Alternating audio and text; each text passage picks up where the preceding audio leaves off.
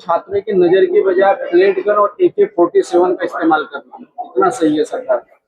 ये गोडसे नीति है ना। गोडसे जिस तरीके से देश का पहला आतंकवादी था, जिसे लगता था कि जो आदमी विश्व में जिसके अहिंसा की चर्चा होती है उसकी आवाज दबाना जरूरी था, जिसके ऊपर गोलियां चलानी जरूरी थी। आज उसी का एक छोटा सा उदाहरण इन्हीं अंग्रेजों के वंशजों ने जो सरकार में बैठी है, उन लोगों ने बच्चों के ऊपर पैलेट गन लाठी चार्ज जला कर दिया। और ये स्पष्ट है, हमारे नेता स्पष्ट कहते हैं कि आरएसएस जो संगठन है वो इस देश के लिए कैंसर है, और इस कैंसर का इलाज सिर्फ मोहब्बत से हो सकता है। इसलिए मोहब्बत की दुकान पूरे देश में राहुल गांधी जी लगातार खुलते हैं।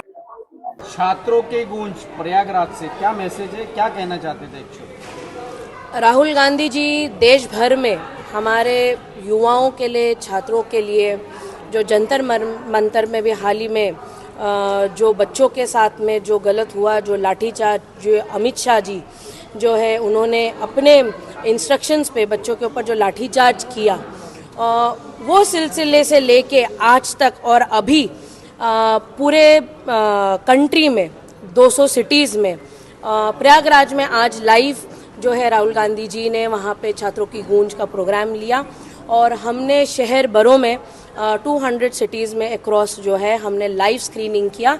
और यहाँ के जितने युवा हैं उनको ये मैसेज पहुँचाने के लिए कि कांग्रेस, यूथ कांग्रेस और राहुल गांधी जी कांग्रेस पार्टी ये सब छात्रों के साथ में और पूरे भारत के युवाओं के साथ में खड़ी है।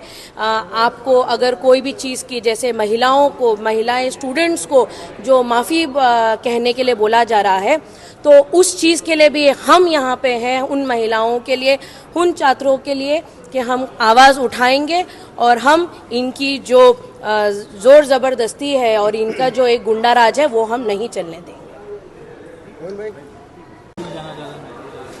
सर क्या कहेंगे, छात्रों की गूंज क्या कार्यक्रम था ये? छात्रों की गूंज कार्यक्रम, राहुल जी ने युवाओं की, छात्रों की आवाज़ उठाई है। आप देख रहे हैं इस देश का माहौल क्या है। छात्र अपने अधिकारों के लिए लड़ रहे हैं और उनका दमन किया जा रहा है केंद्र सरकार द्वारा, भाजपा की राज्य सरकारों द्वारा उन पर लाठीचार्ज किए गए। तो इस अन्याय के खिलाफ छात्रों की आवाज़ उठकर उभरे हैं राहुल जी, और जगह जगह आज 200 से अधिक शहरों में उन्होंने ये लाइव चलाया ताकि छात्रों पे, यूथ तक, इनफैक्ट सभी लोगों तक, पूरे देश तक आवाज़ ये जाए कि किस तरह सरकारें अन्याय छात्रों के खिलाफ कर रही है। छात्रों को डराया जा रहा है, उनके ऊपर मामले दर्ज किए जा रहे हैं ताकि वो आंदोलन में सहभागी न हो। ऐसे में आप कांग्रेस पार्टी की ओर से छात्रों को क्या विश्वास दिलाएंगे?